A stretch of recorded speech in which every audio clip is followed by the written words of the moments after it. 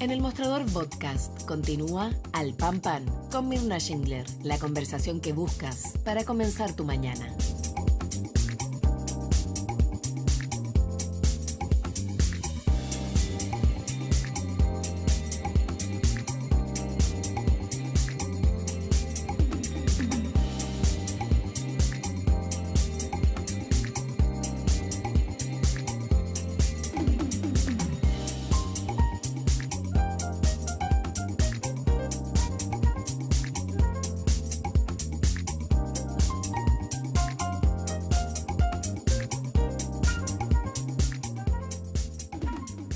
Estamos de regreso, vamos de inmediato entonces a conversar con nuestro editor general del Mostrador y reinaugurando además después del receso del verano con Héctor Cosio, ¿no? Para analizar la actualidad política. ¿Cómo estás, Héctor? Un gusto de volver a conversar.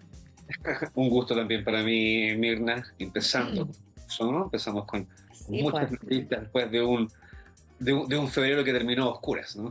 Exacto, vamos a ir con eso, pero antes partamos por ya la definición de la expresidenta Bachelet. A ver, cuéntanos cómo lo has visto, el reporteo que has hecho a ver, la pregunta más importante que yo creo que mucha gente se hace hasta ahora, ¿lo pensó alguna vez la presidenta realmente ser la candidata por tercera vez? Yo tiendo a pensar que sí, pero no por un deseo, digamos, de volver a iniciar una tercera candidatura presidencial. Yo creo que Michelle Bachelet es de aquellas militantes socialistas muy ordenadas, que en el fondo Ah, lo que consideran, esto es a juicio muy personal, por supuesto, lo que ujú. consideran, digamos, como un deber a la República es precisamente estar donde se le pide. Entonces yo creo que ante un escenario tan adverso para el progresismo, para el socialismo democrático en particular, como son las elecciones presidenciales de este año, creo que ella lo valoró, y no lo valoró de una manera baladí, yo creo que lo valoró seriamente, pero era porque en definitiva la estaban llamando. Nosotros, por Mm, hacer, digamos, sin ofender a nadie, desde luego, pero ujú. hicimos una publicación con un tono de ironía. Entonces, cuando recién empezó a salir esta información, nosotros sacamos una nota y pusimos una imagen, y el título fue La moneda activó la bachiseñal. Porque eso graficaba un poco lo que estaba pasando en todo el universo, digamos, de ahí que estaba rondando el progresismo, que estaban llamando por tercera vez a Bachelet como cuando llamaron a Batman en el tercer capítulo de la película de Nolan. Entonces, eh, ahora, yo creo que efectivamente lo valoró, pero yo creo que primó también la cordura y también un poco el riesgo, ¿no? No cabe duda que Michelle Bachelet hubiera logrado reunir con mucho más fuerza a la centroizquierda y el progresismo, y probablemente primarias no hubiésemos tenido. No me imagino a nadie de la centroizquierda que se hubiese atrevido siquiera a, Claro, a tener una primaria con Michelle Bachelet. Pero claro. la posibilidad de que Michelle Bachelet hipotecara también, digamos, su larga trayectoria política nacional e internacional con una derrota, que terminara su carrera con una derrota, es un riesgo alto. Súper. Entonces yo creo que eso también lo valoró la presidenta. Ahora bien, yo creo que lo que es Mm, interesante para Ya, mí, como para avanzar un poco, es ya, el plan B. Ya sabemos que ya. Bachelet no juega, pensábamos en Ujú. su minuto, o tal vez Carolina Toa pensaba que iba a recibir la bendición de ella, pues no la recibió, y se potencia la primaria. Entonces aquí viene el juego interesante, y aquí es donde viene el juego de tronos, ¿no? Ya. Eh, ¿Cuál es el plan B? ¿Por quién van a ir? Una primaria, desde luego, va a legitimar esto, Ujú. podría convertir a quien gane esa primaria en un candidato o candidata competitiva. Hoy día la centroizquierda sin una primaria no tiene un candidato competitivo o competitiva. La Carolina Toa tiene el respaldo del presidente, el presidente se lo dio el mismo día sin ningún tipo, digamos, de aprensiones, fue muy claro. Ujú. No recibió la bendición de Michelle Bachelet. Michelle Bachelet bendijo a toda la centroizquierda. Eh, y aquí es donde empiezan los juegos interesantes. El A ver. Frente Amplio, por ejemplo, no sabe muy bien, está peloteándose entre ellos si buscan un candidato propio, desde las elecciones municipales pasadas, el nombre de Tomás Bodanovich, claro, es un nombre que está ahí, pero también en política, si no ocupas la oportunidad, después se te pasa el tiempo, por lo tanto hay un tema que hay que resolver, pero también está el nombre de Claudio Orrego, que es un hombre que viene, que es de ADN, demócrata cristiano, pero que fue apoyado para la reelección en la gobernación de Santiago, de la región metropolitana, por el Frente Amplio. Entonces, ahí yo creo que es donde está la sutileza, digamos, donde está el debate, donde va a estar la tensión, es en definitiva cuál va a ser el candidato que reúna mayor cantidad de adherencia. El Partido Socialista quiere llevar un candidato propio, no sé si Paulina Bodanovich tenga realmente incluso el conocimiento nacional como para ser presidenta, porque recordemos que ella es presidenta de un partido, está bien, es conocida en las esferas de poder, pero no sé si la verdad es que en los pueblos escondidos de Chile sepan quién es Para la... nada, pues. No, pues salvo en su circunscripción, esperemos que así sea, pero Y recordemos evidentemente que que el tampoco es senadora porque haya ganado no, haya ganado una elección. no, Entonces, no, pues si ella reemplazó ¿a quién fue? ¿Elizalde? ¿A quién fue que sí, Álvaro reemplazó? A Elizalde cuando se fue a Elizalde, la FECPES, claro. justamente, claramente. No, pero mira, un punto ahí súper importante. Estaba leyendo que efectivamente Carolina Toá tiene entre un 85 y un 90% de conocimiento, que no es menor. O sea, es súper bueno, quiero decir. Pero el problema Sí. de Carolina Toá, claro, el problema de Carolina Toá es que, claro, no aparece para nada competitiva en la foto de hoy. Si la pregunta es si esa foto y con el desplazamiento que ya va a tener y el despliegue en los territorios, ahora se va a juntar con el alcalde, si no me equivoco, de Pudahuel, puede ser, se me fue el dato preciso, pero en definitiva, Castro, el alcalde Castro, lo que te quiero decir es que vamos a ver si esa foto cambia en el curso de las siguientes semanas, pero está súper difícil, ¿o no? No, claro, claramente. Bueno, ese es un problema importante que tiene ella. Ahora la apuesta de todo Mm, político es revertir esa situación. claro, Si tuviese la certeza, o los suyos tuviese la certeza de que revertir una situación como esa es imposible, yo creo que es un suicidio un poco presentarte solo para perder. Hay algunos que lo hacen, ¿no? Los que se repiten en todas las elecciones presidenciales saben que van a perder, igual lo hacen. Pero yo creo que alguien que tenga claro. opciones reales es difícil. Ahora, Sí. fíjate que hay un dato que yo creo que es tan o más relevante del hecho que Mm, no aparezca en la foto competitiva hoy entre los 3 o 4 primeros lugares que podrían tener opciones. ujú. El domingo pasado, en la encuesta Pulso Ciudadano, la ubica a ella también junto como a otras encuestas en el sexto lugar de las adherencias, Claro, un lugar sí. bajo y poco competitivo. Pero hay un dato que yo creo que es más complicado para ella todavía, que es cuando lo que hizo Pulso Ciudadano es que midió también el nivel de tracción, es decir, aquellos que nunca votarían Correcto. por alguien. Sí, Y resulta que Carolina Toá saca el puntaje más alto. O sea, está por sobre Kast. Hay mucho más gente claro. que, aun conociéndola, no está dispuesto, según esta encuesta, a votar por ella. Ya, pero Entonces, espérame, pero eso, ahí está, claro, pero es que ahí está el dato de que ella representa, en ese momento de medición, no te olvides que ella era la ministra del sí, Interior, por lo tanto, la cara de la seguridad. bueno, pero ¿tú crees que un candidato, o sea, un candidato a la presidenta que viene de un ministerio del Interior puede sacarse Total. esa mochila? Súper difícil, pero lo que te quiero decir es que de todas maneras hay que hacer ese distingo porque hay que ver ahora, una vez que, pero evidente que no te sacas la mochila tan fácil. Mm, Y un dato que te quiero para corregir. Ella mm. ahora está teniendo una actividad con el alcalde de Renca, el Ah, alcalde Castro, por si acaso, para no equivocarme, sí, Claudio yo no Castro. pude, bueno, correcto. Sí. Sí, como te digo, estos hay que ir viéndose, hay poco tiempo. Mm, Ahora, lo que pasa en la centroizquierda, a diferencia, digamos, o sea, no hay mucha diferencia, que quiero decir que lo que pasa, digamos, en la derecha también. En la derecha hoy día tenemos un despelote bastante importante, con una tal cual. adherencia mayoritaria, desde luego, de Matei, pero Matei tampoco es una candidata que esté sobresegura en su propio sector. O Para sea, nada, para las nada. piedras en el camino saltan ahí, peor que cuando pasa un camión de la basura y te saltan las piedras a los autos. O sea, No, total. está saltando por todos lados. Es importante recalcar algo también, a mi juicio, Mirna, es que esta elección Ya. presidencial, como todas las elecciones presidenciales, son muy importantes, desde luego. pero la elección parlamentaria, Total, pues, yo creo que total. es más importante porque de la elección, de la composición en el Congreso el próximo año se va a poder ver si realmente tenemos un país que va a poder gobernar. Ha costado muchísimo a todos los últimos presidentes gobernar este país, precisamente por la fragmentación política, no tenemos un sistema político que esté reformado. Entonces, yo creo que los huevos, los reales huevos, donde tienen que cocinarse bien, van a ser ahí, en el Congreso. Exacto, totalmente. No, pero mira, qué duda cabe. Se nos va acabando el tiempo, es decir, todavía nos quedan algunos minutitos Sí. porque viene después el programa de la Fran de los jueves, pero quiero pedirte que entremos en el otro tema. ¿Te queda algo más de Bachelet o estamos No, yo listos? creo que eso son grandes rasgos, las Sí, grandes pinceladas de lo que va a estar por pasando. supuesto. Ya. Vamos a... Y no, espérate, y solo para cerrar, coincido absolutamente contigo que una de las evaluaciones que tiene que haber hecho la expresidenta es, a ver, ha sido 2 veces presidenta de Chile, la primera mujer en llegar a ser presidenta, ONU Mujeres, alta comisionada para los derechos humanos de las Naciones Unidas. O sea, terminar con una derrota, suponte tú, que esto terminara en una derrota, ¿para qué?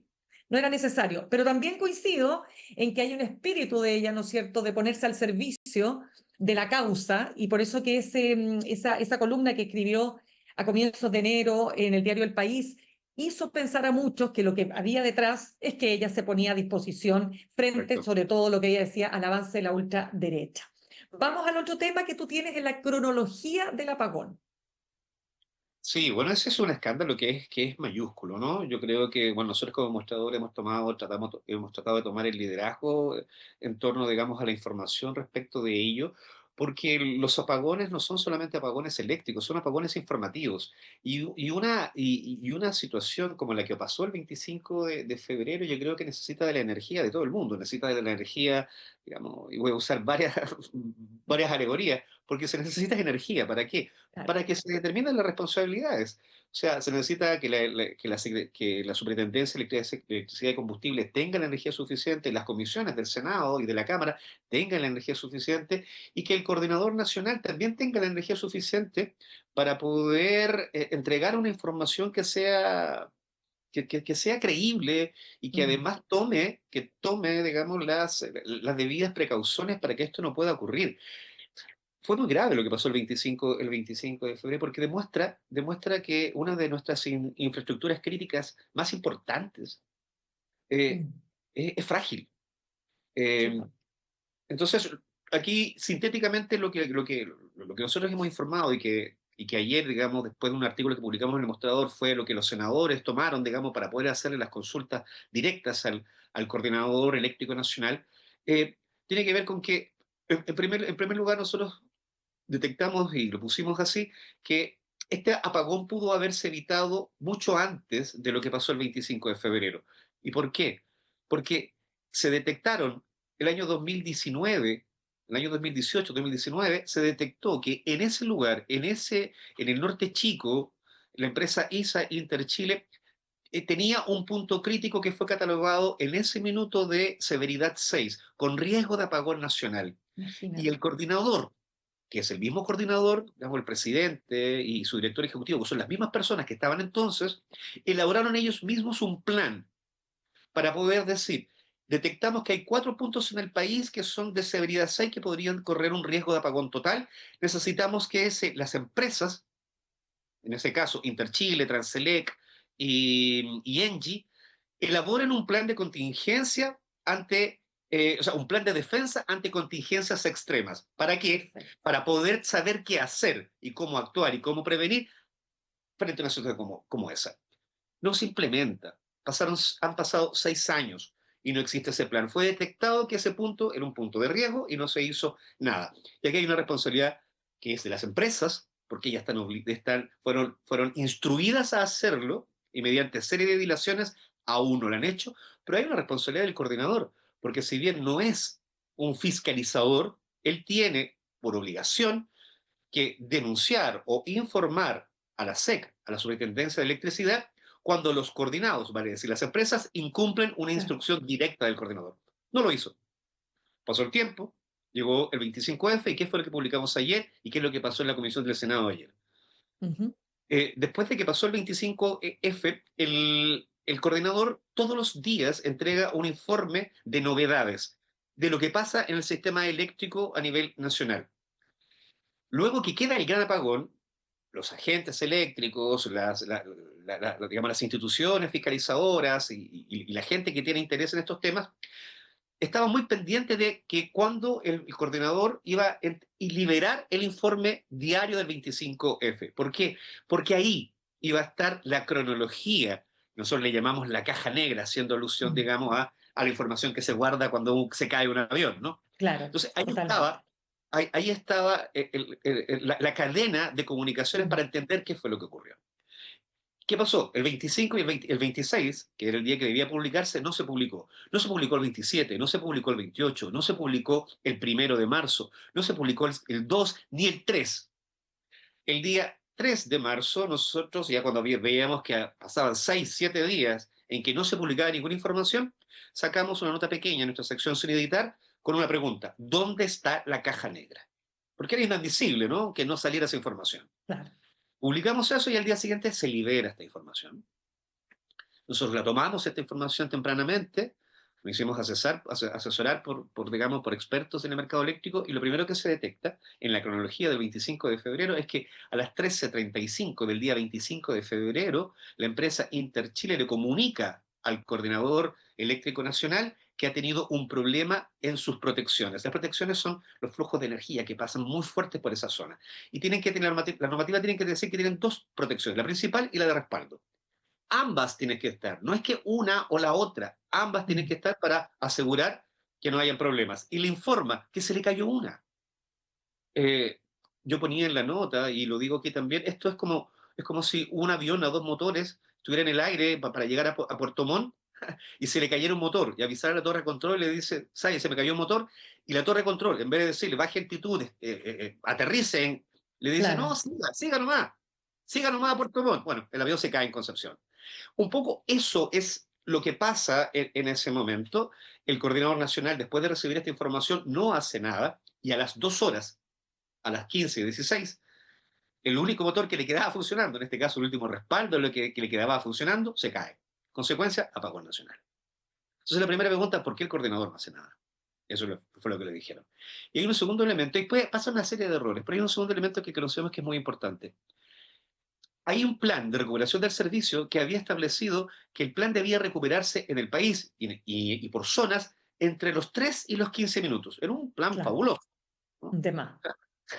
Pero ese plan nunca se probó. Nunca, de hecho, el coordinador tenía que hacer pruebas anuales para verificar que los sistemas de comunicación funcionaran, que los sistemas de visualización en línea, en tiempo real de lo que estaba pasando en el sistema eléctrico funcionara. Tenía que además hacer pruebas para que las centrales, en el caso que se necesitara que empezaran a energizar los puntos ciegos, pudiesen partir. Tenía que hacer una serie de pruebas. Mm. Hoy día, el coordinador tiene que dar explicaciones. ¿Hicieron esas pruebas? ¿Solicitaron esas pruebas que están en el mismo plan de que el propio coordinador había redactado? Porque da la impresión de que eso no pasó. Porque lo que dimos cuenta es que Transelec, que es el que tiene el 80% de las líneas de transmisiones del país, quedó sin sistema de visualización. O sea, el coordinador estaba ciego, no sabía. ¿Y por qué es importante el coordinador? Porque cuando hay un apagón, él tiene que decir: usted entra, usted sale, usted ponga Claro. esto. Es la torre de control, como dices tú. Y la torre de control, po. Es la Claro. torre de control. Y a la torre de control se le cayó el computador, se le quedó No, pegado.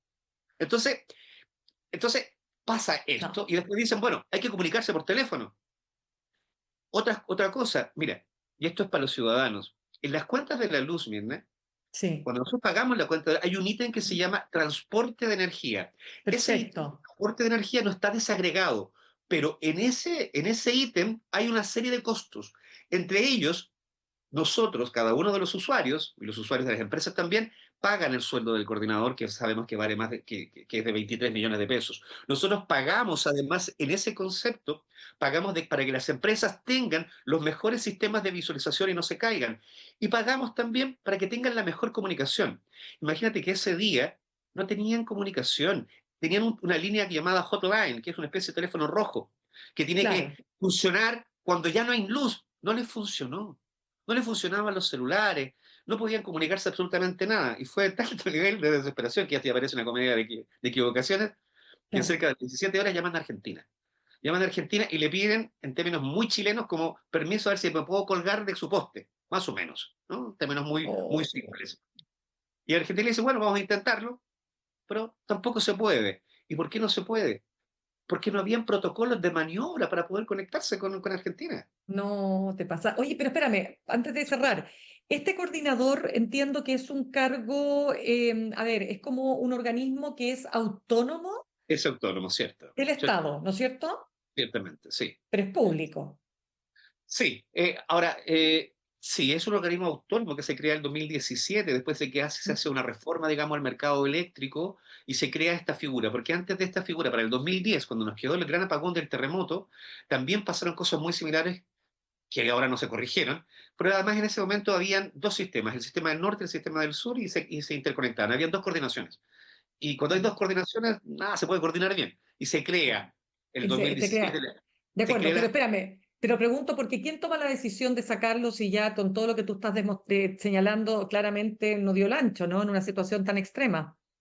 O sea, yo creo que aquí claramente quien define es el gobierno. Esto es un cargo, digamos, de elección pública también, pero sabemos que quienes apoyan y quienes están detrás también de los nombres que participan ¿Mm? del coordinador son las grandes empresas. Es que por Entonces eso te aquí, digo. aquí, Mm. aquí, por eso que no es llegar y pedirle la La renuncia. renuncia, eso te quería comentar. Ya Pero, pues, pero, pero, dígame. pero aquí vamos viendo, porque el Cordero le está echando la culpa a las empresas, y hay que ver que si las empresas eran las que lo apoyaban, hay que ver cuánto Sí, sustentabilidad le queda. totalmente, Héctor, solo para cerrar y dejarlo súper claro, aquí no se trata solo, oye, que lata, que tuvimos 4 o 5 horas sin luz, que no tuvimos internet. No, el efecto económico de esto se va a sentir en el IMASEC, próximo IMASEC. O sea, esto va a tener efectos, quiero decir. Y es un efecto muy profundo. Fíjate, 4 horas de sin luz, el desastre que te genera en la economía. Entonces, por eso que es muy, muy importante que se despejen todas las responsabilidades. Ya pues, Héctor, Una terminamos. Un última cosita, abrazo. solamente Sí, para que las horas. 4 horas dijiste tú. sí, El corazón minero de este país está en Tarapacá, la región. sí. ¿Sí? Ahí está el corazón minero. 16 horas. Uh, ya. Demoró en llegar la luz. Me quedé corta, me quedé corta. Dije 4 horas promedio, toda la razón. Un abrazo para ti, nos reencontramos el próximo jueves. Chao, chao. Chao, chao. Saludamos a nuestros auspiciadores. Ahorrar cotidianamente se puede y de forma organizada, rápida y online con Ahorrando, la nueva funcionalidad de tu app Coopebutch, en donde puedes programar ahorros de manera fácil y entretenida, eligiendo tus propias reglas y metas. Haz que el ahorro sea parte de tu vida con Ahorrando de Coopebutch. Más información en coopebutch.cl.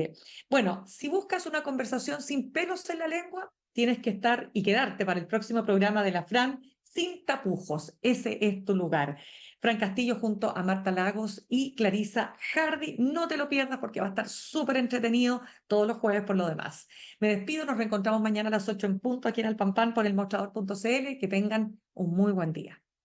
Copeuch Inversiones, el sitio donde todos pueden invertir, presentó Al Pan Pan en el Mostrador Podcast. Cerramos por hoy Al Pan Pan con Mirna Schindler. De lunes a viernes de 8 a 9 de la mañana, entrevistas para partir el día. El Mostrador Podcast, el poder de la independencia.